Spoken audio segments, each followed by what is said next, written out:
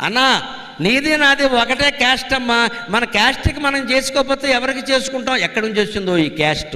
ఎప్పుడు వచ్చింది ఈ క్యాస్ట్? దేశాన్ని మొత్తం పట్టి పీడిస్తున్న మహాశాపం ఈ క్యాస్ట్ అమ్మ.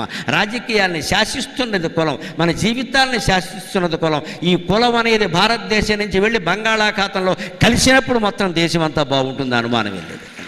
నాకేం మొహమాటంలా చెప్పడానికి. కులాన్ని బంగాళాఖాతంలో కలిపేస్తేనే దేశం బాగుంటుంది. మీ కులం ఏమిటంటే నోరు మూసుకోమని చెప్పండి, దయచేసి చెప్పకండి. నా దగ్గరికి జనాభా లెక్కల వాడు తెలంగాణలో వస్తే నా కులం అడిగితే నేను చెప్పనని చెప్పాను. అయినా నా కర్మ ఏమిటో తెలుసు, నాకు తెలుసును సార్ అని వాడు రాసేసుకున్నాడు. నమశివాయ. కానీ నేను సంతృప్తిగానే ఉన్నాను. నేను చెప్పలేదుగా, నాకు అక్కర్లేదండి కులం లేదని రాయండి అన్న. కులం లేదని చెప్పాను, నాకు లేదని రాయండి. దేనికి కులం? చచ్చిపోతున్నారు ఇక్కడ. కులాచారాల్లో గొప్ప ఉంటాయండి, పాటించవచ్చు. కానీ ఒక్కటి గుర్తుపెట్టుకుందాం,